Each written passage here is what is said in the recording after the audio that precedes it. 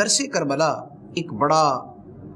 مشہور موضوع ہے جس پر بڑا کثرت سے کلام کیا جاتا ہے۔ اس کے اوپر میں چند چیزیں عرض کرتا ہوں، لیکن اس کے ساتھ میں یہ ضرور کہوں گا کہ دیکھیں، ہم پوری زندگی بہت سی باتیں سنتے ہیں، اچھی سے اچھی باتیں، ایک سے بڑھ کے ایک بات سنتے ہیں، لیکن اس پر ضرور غور کریں کہ ان میں وہ کون سی بات ہے جو ہماری زندگی کا حصہ بن گئی، وہ کون سا درس ہے جس پہ ہم نے عمل کیا،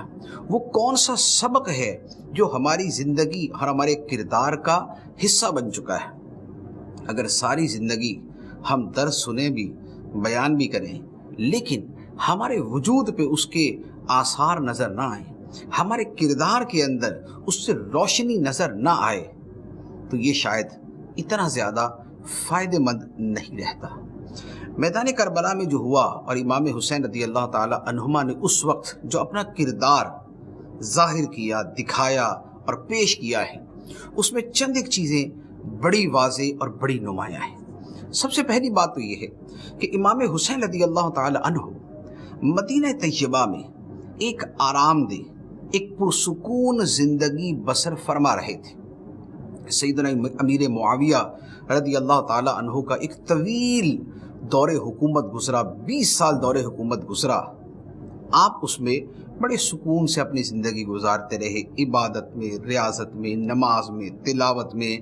مخلوق خدا پر شفقت میں، ان کی اصلاح میں، ان کی فلاح میں اور بندگی کے کاموں میں لگے رہے۔ 20 سال کے اس پورے عرصے میں سیدنا امام حسین رضی اللہ تعالی عنہ نے کوئی ایسا اقدام نہیں کیا کہ جو اقدام انہونا ہو، جو اس روٹین سے ہٹ کے ہو، جس سے ملک کے اندر ایک بہت وہ بڑی ہلچل مچ جائے، ایسا نہیں کیا۔ لیکن پھر ایسا کیا ہوا کہ امام حسین رضی اللہ تعالی عنہ اپنے اہل خانہ کے ساتھ مدینہ طیبہ سے نکلے اور وہاں سے پھر چلتے ہوئے مختلف مقامات پر قیام کرتے کربلا کے اس میدان میں آ گئے کہ جہاں پر وہ شہادت کے رتبے پر فائز ہو گئے، اپنی جان قربان کر دی۔ سب جانتے ہیں، سب کو معلوم ہے کہ وہ واقعہ یہ ہوا تھا کہ یزید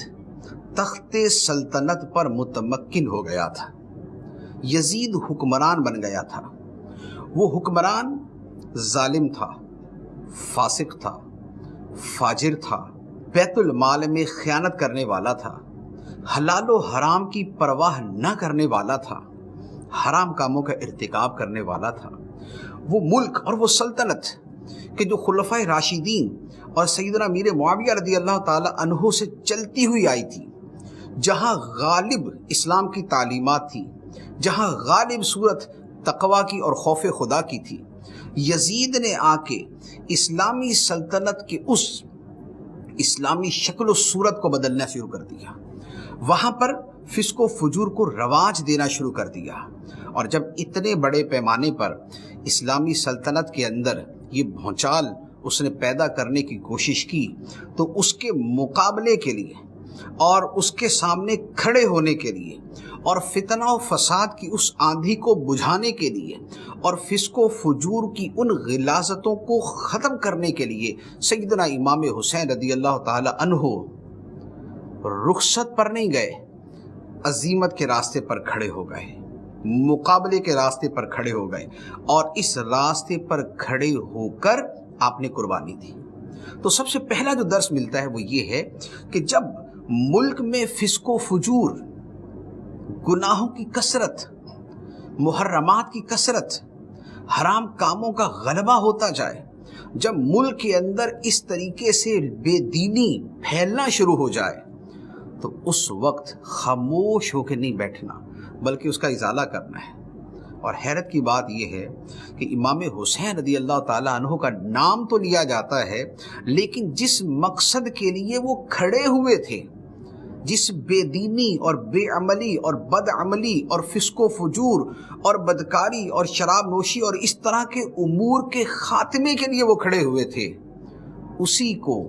ملک کے اندر پروان چڑھایا جا رہا ہوتا ہے، جہاں پر یاد حسین کی جا رہی ہوتی ہے، جہاں پر امام حسین کا دن منایا جا رہا ہوتا ہے۔ یہ پہلا درس۔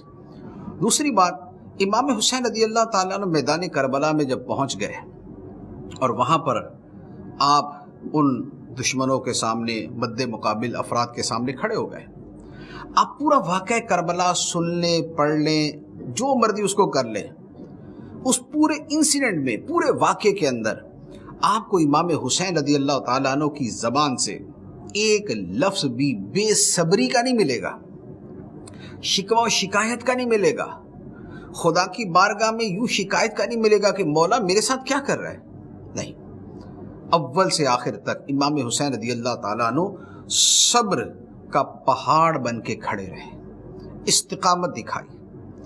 بلند حوصلگی اور بلند ہمتی کا مظاہرہ کیا، عالی ہمتی کا مظاہرہ کیا. یہ امام حسین رضی اللہ تعالیٰ عنہ کی سیرت کا وہ کردار اور وہ باب ہے جو آج تک ہیروں کی طرح اور ستاروں کی طرح درخشاں ہے، روشن ہے اور چمک رہا ہے. پھر امام حسین رضی اللہ تعالیٰ عنہ نے بالآخر اپنی جان قربان کر دی. یہ جان قربان کرنا یہ دلیل اور یہ علامت تھی اس بات کی کہ جو بندہ مومن کا وتیرہ ہے، جو اپنی زندگی کے بارے میں وہ خدا کی بارگاہ میں عرض کرتا ہے کہ ان صلاتی و نسکی و محیای و مماتی للہ رب العالمین، بے شک میری نماز اور میری عبادت، قربانی اور میرا جینا اور میرا مرنا اللہ کے لیے ہے جو سارے جہانوں کا پالنے والا ہے. یہ شہادت، یہ قربانی، یہ جان کا نذرانہ، یہ علامت ہے اس وعدے کی جو خدا کے ساتھ کیا، اس خرید و فروخت کی جو خدا کے ساتھ کی تھی. ان اللہ اشتری من المؤمنین انفسهم واموالهم بان لهم الجنہ یقاتلون فی سبیل اللہ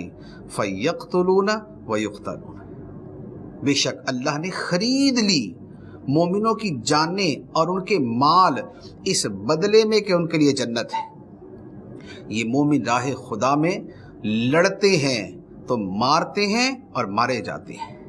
اور ان کے لیے بشارت ہے، اور یہ بشارت تورات میں ہے، انجیل میں ہے. یہ ہے امام حسین رضی اللہ تعالیٰ عنہ. تو سیدنا امام حسین رضی اللہ تعالیٰ عنہ کی ذات کے اور اس واقعہ کربلا کے جو درس ہیں وہ بہت سے ہیں. اس میں صبر بھی ہے، استقامت بھی ہے، دین کے لیے قربانی بھی ہے، بے صبری کا کوئی جملہ زبان سے نہ نکالنا بھی ہے، دین خدا کی سربلندی اور تائید کے لیے اٹھنا بھی ہے، فسق و فجور کا خاتمہ بھی ہے، برائی کا خاتمہ بھی ہے. جہاں زبان سے ہو سکے وہاں زبان سے کیا جائے، جہاں ہاتھ اور طاقت سے ہو سکے وہاں پر برائی کا خاتمہ ہاتھ اور طاقت کے ساتھ کیا جائے. یہ ہے درس، یہ ہے درس کربلا، یہ ہے درس شہادت امام حسین رضی اللہ تعالیٰ عنہ. ہم تھوڑا سا اپنے گریبان میں تو جھانکیں. ہم برسوں سے یہ ایام مناتے ہیں، امام حسین رضی اللہ تعالیٰ عنہ کو یاد کرتے ہیں، لیکن ان کے اس کردار، ان کی وہ اس عبادت، ان کے اس راتوں کے جاگنے، ان کے نیزے کے اوپر سر بلند ہوتے ہوئے بھی قرآن کی تلاوت کرنے، صبر و استقامت دکھانے، اللہ کے اپنی جان اور اپنا مال خدا کے حوالے کر دینے اور برائی کے خاتمے کے لیے اٹھنے اور نیکی اور بھلائی اور خیر اور دیانت داری کی دعوت دینے کے دروس میں سے کوئی درس بھی ہماری زندگی میں شامل ہے؟ اگر نہیں ہے، اگر ہے تو فبہا مرحبا، لیکن اگر نہیں ہے تو ایٹ لیسٹ کم از کم کوئی تو بات امام حسین رضی اللہ تعالیٰ عنہ کی اپنی زندگی کے اندر شامل کیجیے. اللہ تعالیٰ ہمیں عمل کی توفیق عطا فرمائے.